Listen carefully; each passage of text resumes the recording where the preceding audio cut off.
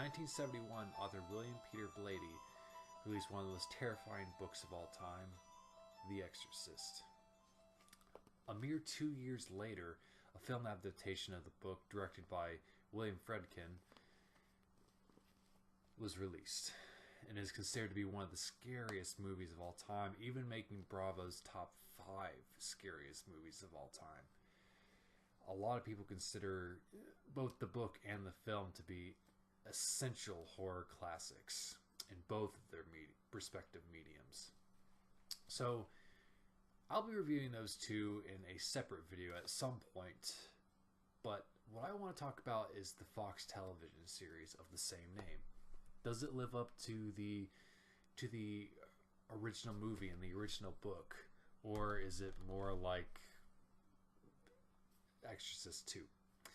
The series follows a family called the Rance family, which is a mother, father, and 2 girls who are they're just of high school age, and the family starts noticing some weird things around the house, things moving, chilly feelings, and they notice that one of the girls are acting strangely, more violent, talking to themselves in the middle of the night. And so the family goes to one of their local priests, Father Tomas, who is this younger priest who has he is a more modern priest. He doesn't really believe in the whole demons thing. He's a follower of God, and I think he's sort of a lot like the younger priest in the original Exorcist film, where he is kind of questioning his faith in some areas, and although he's a good man, and he wants to help his family, but he doesn't believe that there's anything supernatural at first. So once he starts seeing and figuring out this is something that's way above him, or something he has never even considered to be a possibility before, to him, demons are more of a make-believe thing that the Bible came up with for diseases and other things like that. So he goes to this guy named Father Marcus. Father Marcus is a older and more experienced, and he's actually an exorcist. He's not quite as old as the original guy in the film. He's in his early 50s, whereas the guy in the original film was definitely looked well into his 60s, possibly even his 70s. But Father Marcus has seen some serious stuff. I mean, his introduction to the series it's pretty hardcore, because it's not like he's left any of it behind. He's got some serious baggage at the start, and when Father Thomas kind of asks him for help, Marcus is just like, you're dealing with forces you don't really understand. You should just leave it behind. And but then eventually, obviously, Marcus comes around, and they start working together to help this family. And there's this whole dynamic in between the two, where Marcus kind of helps Tomas get to the older and more traditional type thing, and dealing with his own personal demons. And then Marcus, who's sort of this dark individual at the very beginning of the series, becomes a little bit more positive by the end of the series, and I think that's because of his partnership with Father Tomas.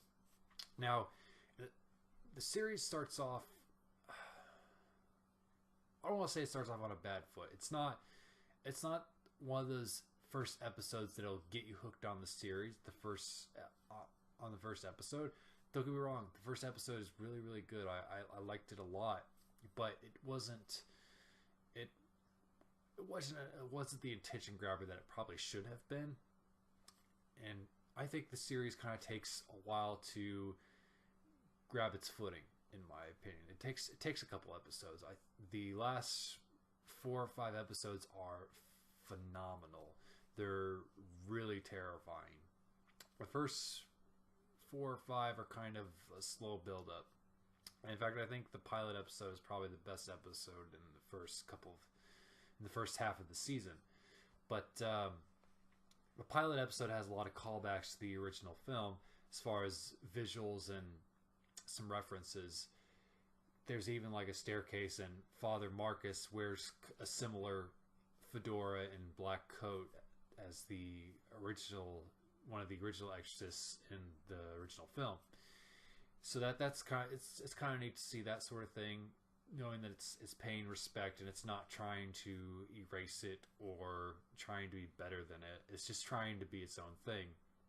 And I remember going into it and thinking it's just an exorcism about this family. How is they going to stretch that out in the 10 episodes? And there's a whole nother plot that could go on for several seasons that I won't spoil right now. So, is The Exorcist worth watching? Frankly, I wouldn't have done a video on it if it wasn't. I don't normally go out of my way to do television stuff, because it takes a lot of thought and time. But I thought with The Exorcist and Fox being Fox, I mean, they cancel all really good shows. So my fear is this show will get canceled, even though it's pretty solid. I liked it quite a bit. It's, if you're expecting something like CW Supernatural, it's not like that. I think although the makeup effects are quite good and the special effects are very, very good, it's not the Supernatural CW, like I said, type show. It's more about a battle of faith and people being tested on a personal level, and it's more that kind of battle rather than guns and magic and that sorts of thing. And while the makeup, it's really good, the makeup is really good. It's not full on demon like the Evil Dead show or The Walking Dead, because The Exorcist is set to be more real. It's like when the people in this show get possessed, they look like really sick people. It's like, yeah, there's the change in the eyes, but with the warts and the cuts and the abrasions on their faces and all over their bodies, it looks like more of a really, really, really sick person rather than this straight up over the top demon that we're used to seeing in the movies. And I think that's more of a credit to the callback to the original film, which used makeup effects of that same category. And while I think the original film had more demonic makeup, the series went for more I want to say realistic, like what like when you see pictures on the internet or through books of supposed possessed victims, that's typically what they look like, and they've taken that inspiration in the series. So The Exorcist is both very scary and unsettling. Is it as good as the original film? No, but I mean, how could it be? It doesn't set out to be as good as the original film. It sets out to stand on its own legs, and I certainly respect that, while paying homage to the original film, because you can't just ignore it. So I'm gonna put The Exorcist on my must-watch list. I'm excited for when season 1 comes out on DVD. I'm definitely gonna rewatch it. I'm hoping that there will be a season 2 and beyond. If the story keeps as good as it was during the final 4 or 5 episodes, the characters are great. Gina Davis plays the mom in the family, and she's a terrific actress. I was happy to see her in something. And Father Marcus and Father Tomas are both really excellent characters, and it's both cool, and there's some funny moments in between them too, because the actors have great chemistry. So on to the spoilers. So if you're here, you either watch the series or you want to know more about it. So it turns out, to my surprise, that the series is actually a sequel to the film. I didn't see that coming, because they never said they were going to do anything like that. So it turns out the demon possessing the girl is actually the same demon that possessed Reagan, who is actually secretly Gina Davis's character.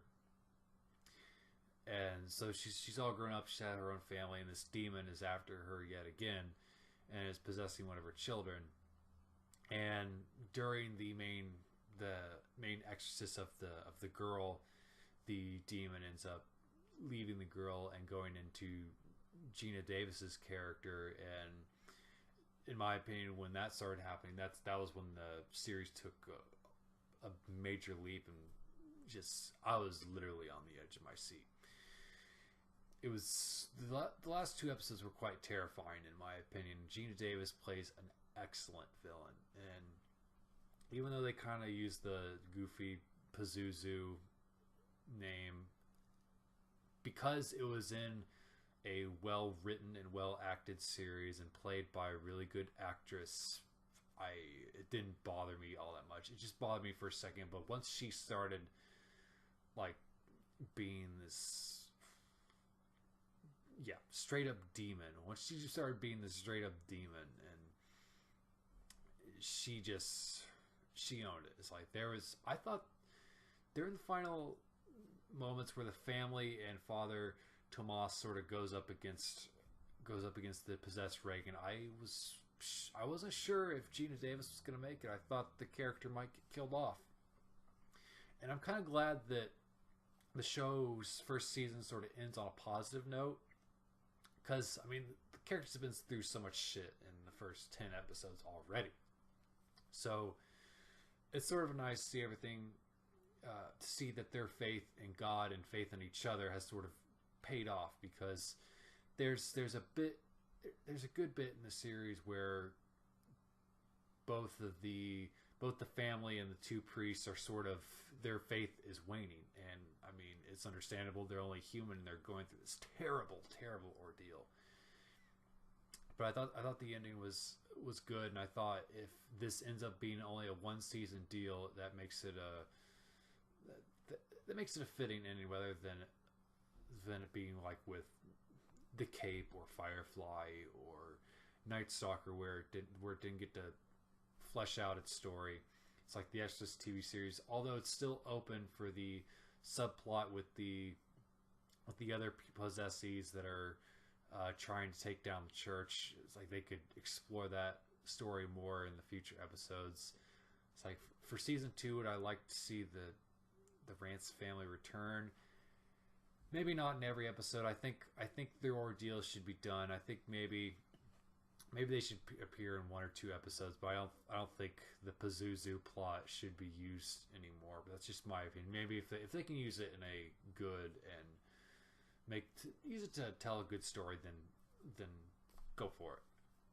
But I think I would like to see the series maybe go more out in the U.S., because I think Father Marx's adventures and on the other side of the planet were very interesting, and I'd like to see more of that, whether if it's through flashbacks or him sort of going back there to face his past, or what other unfinished business I'm sure he has there. And I think that would be interesting to see Father Tomas's reactions to that as well.